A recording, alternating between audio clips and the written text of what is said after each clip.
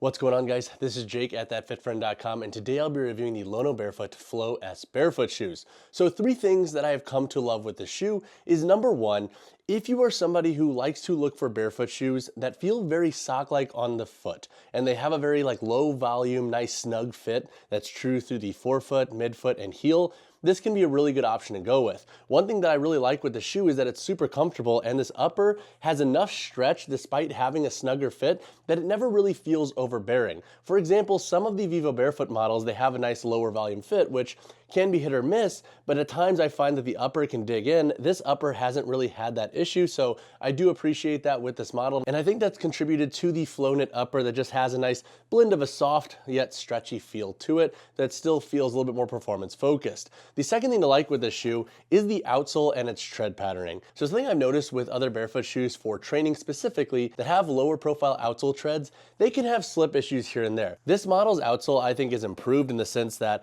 it gives you a lot more bite. You have these lugs here and they're broken, so they have a lot of flexibility to them. And so for turf workouts, for any workout where I was on a rubber gym floor, wooden platform, or even on machines, the shoe gave me a lot of grip. So I really appreciate the outsole change in the shoe.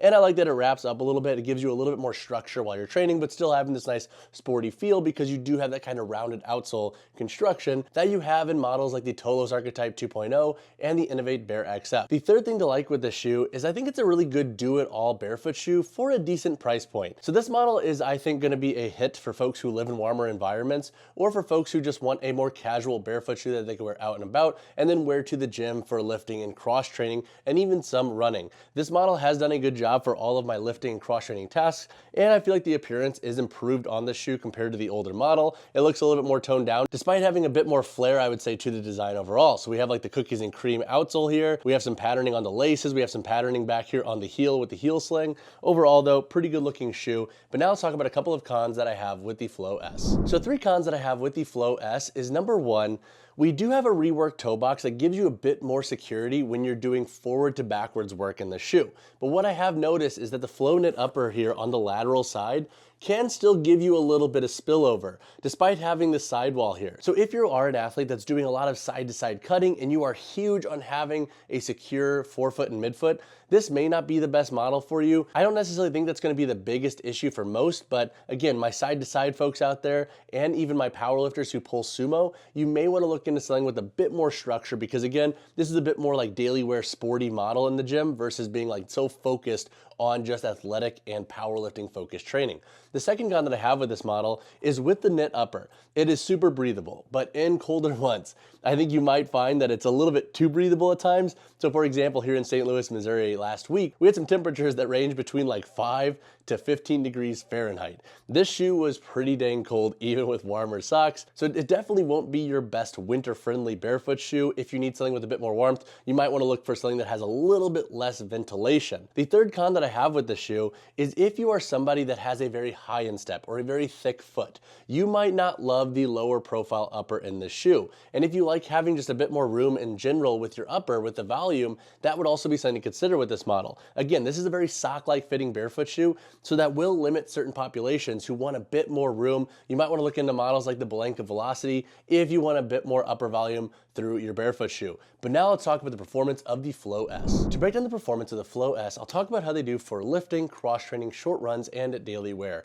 In the context of lifting, the shoe does a pretty dang good job. And I think if you're a recreational lifter and you're going to the gym, you're doing some machine work, you're doing your regular barbell training, some single leg work and whatnot, you will enjoy this shoe. It has a 6mm stack height, a built-in midsole, so you get a lot of ground feel, and with this rubber outsole, you get a lot of grip. And for the most part, I do think the upper security will be a non-issue. Now again, for my powerlifters out there who are really driving into the sidewalls when they're pulling sumo, or for anybody who is doing, for example, really heavy clean and jerks or snatches, you may want to pass on this model because again, I'm not sure you'll get enough lateral support with this Flow Knit upper. But for the most part, the shoe does a good job. I like the ground feel you get from them. And for my general strength and hypertrophy workouts, this model has worked really well. For cross training, the shoe also does a good job. Something I didn't love about the original Flow model, I thought the upper in general just lacked a little bit too much security, this model is definitely better, and I have really enjoyed them for things like broad jumps, box jumps, jump ropes, sled pushes, sled pulls.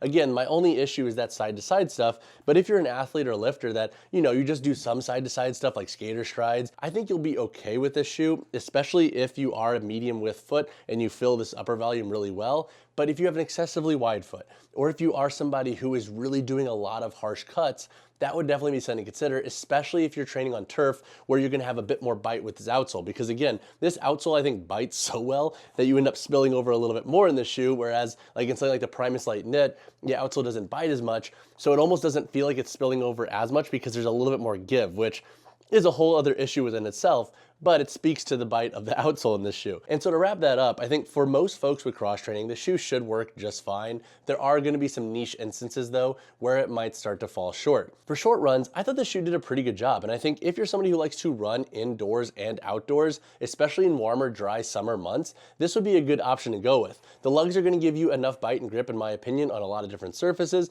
and the wispiness and breathability of the upper is a nice perk. Now, what I will say is one knock I have on this is with the suede of relays up here. They can get a little bit wet or stain pretty easily, so definitely something to think about, and that goes the same for the knit. Now you can obviously clean your shoes, but definitely something to consider if you're somebody who's gonna be running outdoors in like dirty climates, and you also wanna wear your shoes for casual use as well. From a daily wear context, I really like this shoe. It feels very sock-like, and with this midfoot construction, I like that you can kind of set the laces and just forget about them. That's one of the perks of these knit models that have this booty style construction. It doesn't really feel overbearing. You don't really have any rub here with the tongue, which I also appreciate. And if you're somebody that just wants to slide on a shoe and have it feel very sock-like for day-to-day use, this would be a really good option to go with. And if you go with the darker colorway, obviously you will mask some of that daily wear dirt that you can accumulate if you're walking out and about in a city, or even just settings where you might be walking the dogs and it's a little bit dirtier, etc. So overall, for lifting, I would give this shoe a strong 8 out of 10. It will have some areas where it falls short. For cross training, I'd also give this shoe an 8 out of 10. For short runs, I would give them an 8.5 out of 10. I have thoroughly enjoyed them for short runs. The toe cap makes them a bit more enjoyable. And for daily wear, I would give this shoe an 8.5 out of 10. Just again, you're gonna wanna use this shoe mostly for dry, warmer months. So when it comes to the price of the Flow S, we have seen a price hike in this model. This model now costs $110. It is still lower than some of the Vivo Barefoot models, but it's more in line with like the Innovate Bare XF, the Tolos Archetype 2.0, both shoes that I really enjoy. And honestly, all three of these shoes I think do a really good job at different things. If your price point is anywhere around 100 to 120 bucks, each shoe kind of has its own list of pros and cons, and I do think this shoe is worth it if you're somebody that wants that training slash casual shoe in those warmer months once again. All right, so now let's head to the question, who should buy the Flow S?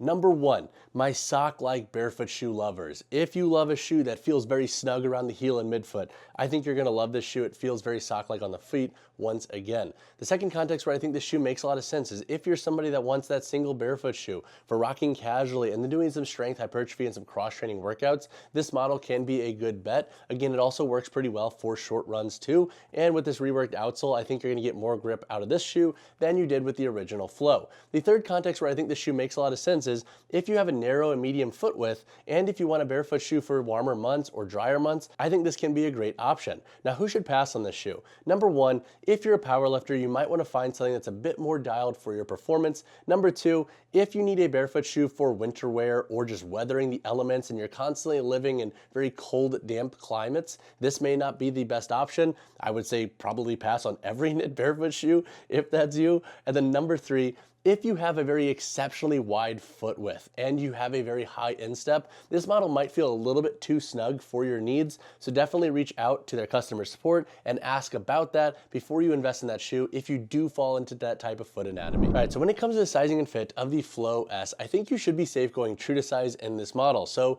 compared to my other size 10 barefoot shoes, this model fits pretty dang true regarding length and its overall width. I have an E width foot and I feel very comfortable in this shoe. And just for like a length comparison, this model compared to the Modus Flex from Vivo Barefoot, the Vivo Barefoot runs noticeably longer. This model feels a bit more true, and I find the Vivo Barefoot Modus models and the Primus models to run long to begin with. And so all that to say, if you have a narrow to medium foot width, you should be safe going true to size in this model. For wider feet, you should also be safe going true to size in the shoe. Again, I mentioned this in my who shouldn't buy section, but if you do have a very high instep and an exceptionally wide foot, so think like 4+ E width, you may want to reach out to to their customer support and see if this shoe is going to align with your sizing needs. All right, so for my size 43 Flow S here, we have a weight that sits at 9.35 ounces. The heel to toe drop of this shoe is obviously 0 millimeters. And then once again, this model does not come with a removable insole. All right, so now let's break down the construction of the Flow S. Up here on the toe box, we have a synthetic overlay on the big toe to help give you additional security and durability. And then we have some suede overlays around the forefoot here. This does help give the toe box a little bit more structure and support. We have the Flow knit upper that runs through the forefoot into the midfoot and then back here into the boot. Again, this does have a nice stretch to it, so it's great for breathability and comfort, but it can lack security at times, so definitely keep that in mind. And looking at the boot construction, you have a booty style construction and an external heel tab here on the back. Again, I didn't find this to be so uncomfortable to where it was ever digging into my foot like other booty style knit shoes can that I've tried that are barefoot style, for example, the Primus Light Knit here. And so I don't think this should be an issue for most individuals if you've had that issue in the past. Looking at the lacing system, you have 3 core eyelets that go up. You still have that asymmetric lacing system. I do feel it's a little bit better in this shoe. The original Flow I thought hung down a little bit too much. This model sits a little bit truer, and I haven't had issues yet with the laces running down too far. I think they might have also shortened the laces too, which is also a nice change in this model. Looking at the outsole, we have a reworked lug construction. The lugs are a little bit more deep, as you can see. They give you a bit more bite. Now, what I will say is if you're outdoors, these can pick up rocks here and there, but honestly, that's not really the biggest issue because they will eventually fall out. But because we have deeper lugs, that is something to expect with this shoe. I wouldn't be completely surprised if you picked up little pieces of gravel if you're training outdoors. And then looking at the tread differences up here on the heel and forefoot, we also have a bumpier tread up here on the forefoot and heel for additional grip. Again, this outsole does have that rounded construction, so it does give you additional support and it feels very athletic on the foot. We have a built-in midsole into the shoe, and the overall stack height sits around 6 millimeters. If you have additional questions on the construction of the shoe, drop a comment down below. All right, so now let's get to the question, would I get this shoe again? Honestly, I would. It's really cool to see that this model has been improved in multiple ways from the original shoe to improve on a lot of my performance gripes with it that I had in the first place. The reworked toe box and the reworked overall upper and outsole give this shoe a much more performance and sporty feel in the gym, and I do love a sock-like fitting barefoot shoe, so I do fall into that camp where the shoe just feels really good for my foot anatomy and asks. But if you have additional questions on this shoe, drop a comment down below or reach out to me personally, whichever you prefer. And as always, y'all, drop a like on the video, drop subscribe to the channel. I will see you guys in the next one.